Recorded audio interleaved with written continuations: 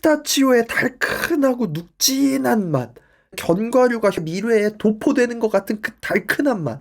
근데 거기서 끝나면 땅콩부터 상위 호환해서 끝날 만한데 눅진한데 뭐가 씹혀. 근데 이게 굉장히 바삭해. 치아 하나하나에 바사사사사사사삭 씹히는 식감. 근데 여기서 두쫑쿠의 신의 한 수는 뭐냐면 한국인들이 좋아하는 쫀득함을 추가하는 거죠.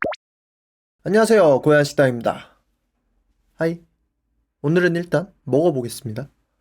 두쫀쿠를 제가 서울에서 공수해 왔습니다. 사당에 있는 파이프라는 카페에서 사왔고요. 가격은 9,500원.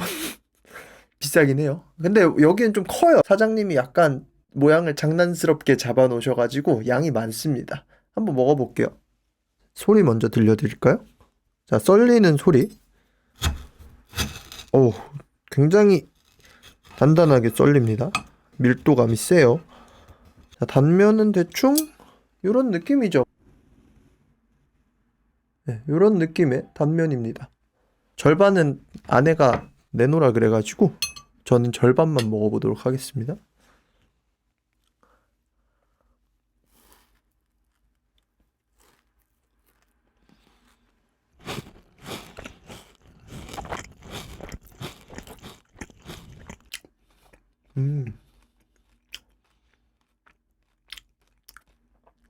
실시간으로 이가 썩는 것 같아요. 이걸 먹으면 입술이 몰리암이 돼버리네요. 남은 반쪽은 밖에서 목이 빠지게 기다리고 있는 아내에게 갖다 주도록 하겠습니다.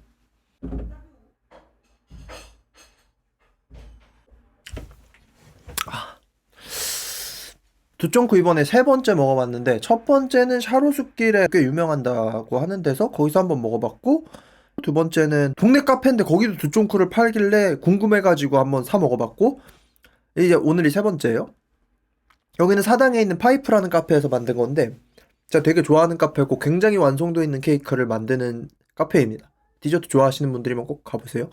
아무튼 두바이류의 시작은 두바이에 있는 픽스 디저트 쇼콜라티에, 여기가 시작이라고 합니다. 굉장히 큰 고급 초콜릿 브랜드인데 여기서 두바이 초콜릿이라는 조합을 만들어낸 거예요.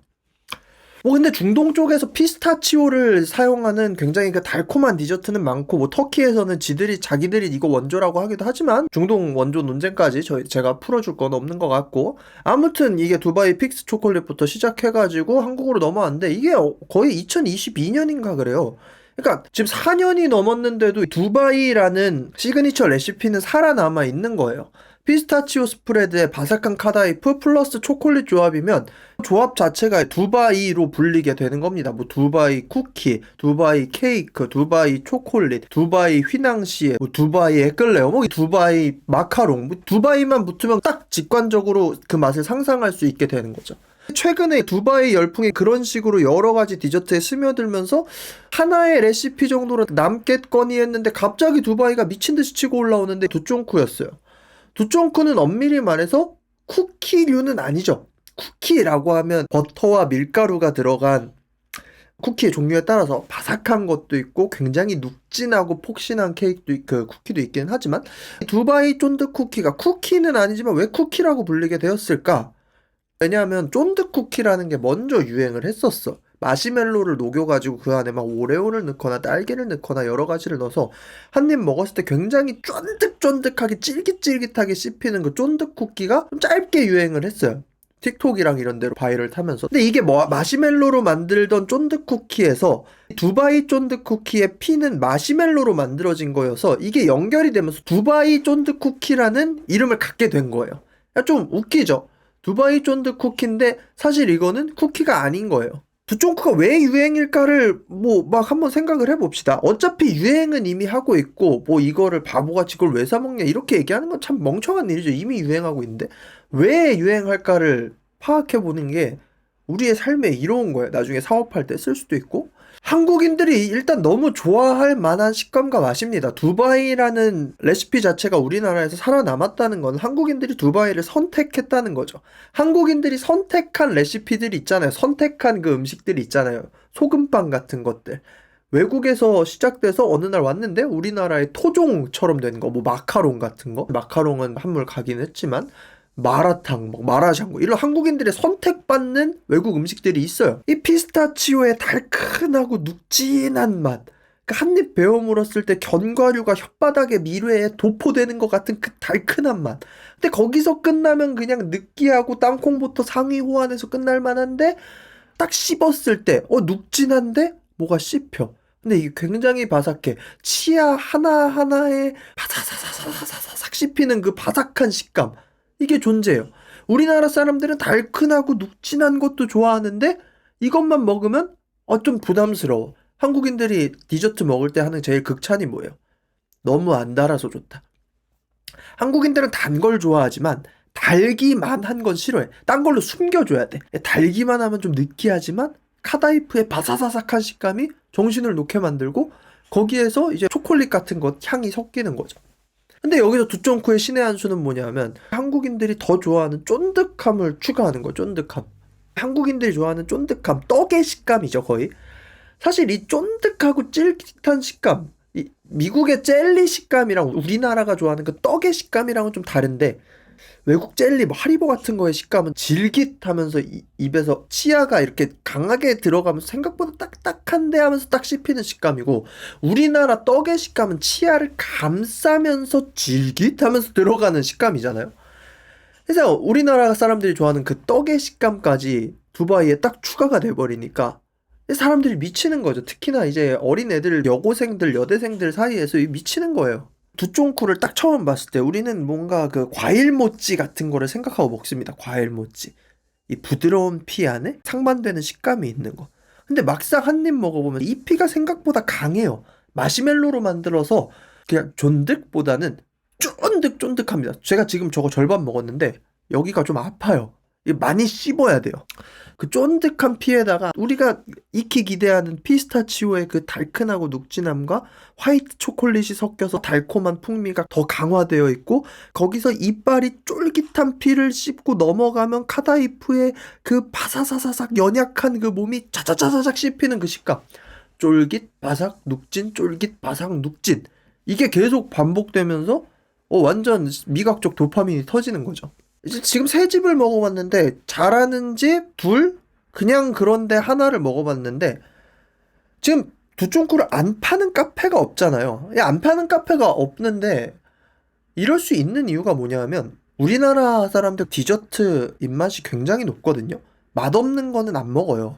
근데 여기저기서 두쫑쿠를 다 팔 수 있는 이유가 뭐냐면 그냥 동네 카페에서 유튜브 보고 뭐 다 유튜브 보고 만든 거긴 하지만 동네 카페에서 그냥 만든 두쫑쿠랑 파티시에가 만든 두쫑쿠랑 맛의 고저가 그 정도로 다이나믹하게 차이 나지가 않아요. 막 휘낭시에나 구운 과자류는 차이가 압도적으로 나거든요. 진짜 잘하시는 파티셰분들이랑 집에서 만드는 거랑.